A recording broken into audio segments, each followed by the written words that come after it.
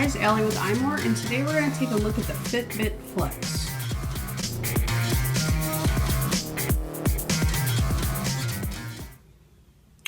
So taking a look at the Flex itself, I'll start off by saying we started this review using the Fitbit Force, but as many of you have probably already read, Fitbit did a recall on the Force due to a skin irritation issue. I personally didn't have that issue. I have a lot of friends that have Fitbit products, and out of the ones that had the Force, not one person I know had it.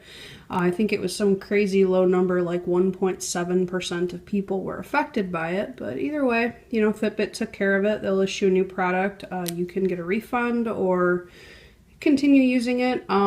This review pretty much would cover many of the same features of the Force. The only difference is where this just has a series of 5 LEDs to indicate 20, 40, 60, 80, and 100% of your goal for the day.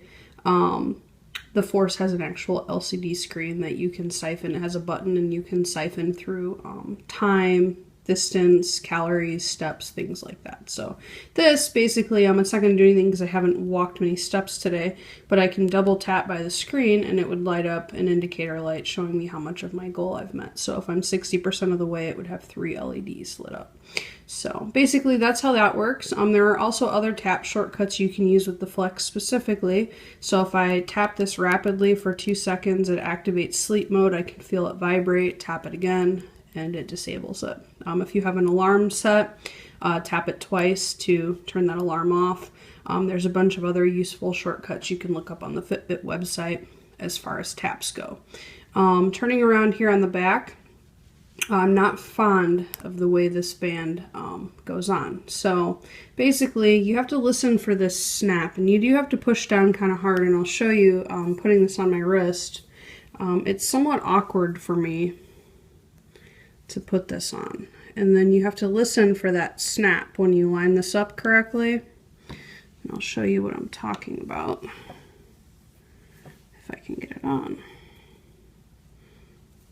So, and again, I don't know, maybe I'm just not so coordinated with 2 hands that I have a hard time with this. I had the hard time with the Garmin because it's the same type of clasp. So now that I've got this lined up, you have to listen for that snap, because if you don't, and those don't get in there all the way, this will come off. I've had it come off even with it fully clasped. What happens is you put a coat on or a jacket, and this gets caught when you pull it off. I've actually had that happen inside my coat jacket when I went to pull off my coat, and I noticed the Fitbit wasn't on my wrist. I thought I lost it. I went to put my coat back on, and I felt it in the sleeve. So one thing that to be very careful with, when it comes time to charge these, you just pop it right out of here. Just pops right out of the shell, and you can stick it in the cradle that it comes with. So this is the tracker itself, and then you just pop it right back in. So, and you can also order many different colors. The Fitbit Flex retails for $99, and then you can order additional wristbands. So I think they come in pink, green, a huge array of colors. So you can order those separately. I think they're $20 or $30, and you can get them in different sizes, which is nice because if you're losing weight and then you drop a size, you can just order a smaller band and stick your tracker right in it. So moving on to the app itself, you can sync your Fitbit with your computer with the included dongle if you like, or you can sync with the app, which is what most people will probably choose to do. So taking a look at this here, the way this works is on your main screen you have steps, distance, active minutes, calories burned, and keep in mind the Fitbit takes into consideration calories you burn just being alive. So this is a little different than the Nike Fuel Band SE, which doesn't seem to do too much of that. I do feel like Fitbit is way too generous with calorie count. I don't think that I've burned 722 calories since midnight just being alive. So it's only 11:30 a.m. here.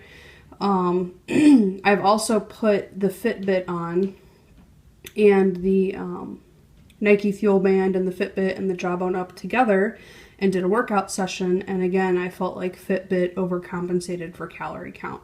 So just something to think about. I'd be interested to know you guys' experiences with that.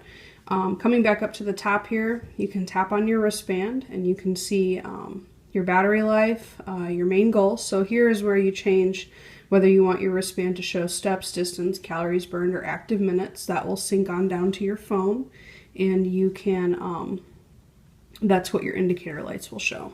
So basically, after you do that, you can choose a dominant wrist. I wear mine on my dominant wrist. I'm left-handed, so I always choose dominant. If you're left-handed and wear on your right hand, you would choose non-dominant. Coming back out of this, you can tap into your calories burned section. See nice little graphs of that. The Fitbit Flex kind of tracks sleep, but not as good as, I think the only tracker that I think actually tracks sleep adequately is the Up 24 by Jawbone, or the Up. So, you know, I don't really know. Here's the food portion of the Fitbit app. I prefer using an external app that specializes in food tracking, such as MyFitnessPal, Weight Watchers, apps like that. I've never found these to be too robust. That's across the board. Fitbit, Jawbone, Nike, any of those. I've just never found them to be that great for tracking food. I don't even know where it's getting this 812 calories left in your budget. I have not added anything in my budget, so I don't know. Either way, you can also track weight with that. So you can hop in here and track weight. And then you can also, what else can you do in here? Go into your account. You can change some settings in here. Food database. You can change your country. This does support a couple. So you've got those. And that's pretty much it for the app. You can change units, change your share settings, etc. Link up your Twitter. And that's pretty much it. Change your goals from the main screen. You can set up your alarms. So when you set a new alarm, basically you set a time in here. So say I want to make sure I'm in bed by 11:30 p.m. every night. I can set that and set it to repeat every Monday, Tuesday, Wednesday, Thursday. I don't really need to go to bed that early on Friday, but I'll leave it. But I do on Sunday. So I'll set that and then save it, and it'll sync to my band, and I can turn that on and off as I want. So overall, the Flex is a very comfortable tracker to wear. It's not my favorite, mainly due to the class mechanism, and I do feel like the calorie count is not as good as it should be. But I'm interested to see what you guys' thoughts are on it. So leave it in the comments. If you have questions, leave those too, and I'll try to answer them where I can. Other than that, we'll have more reviews coming your way soon. Thanks, guys.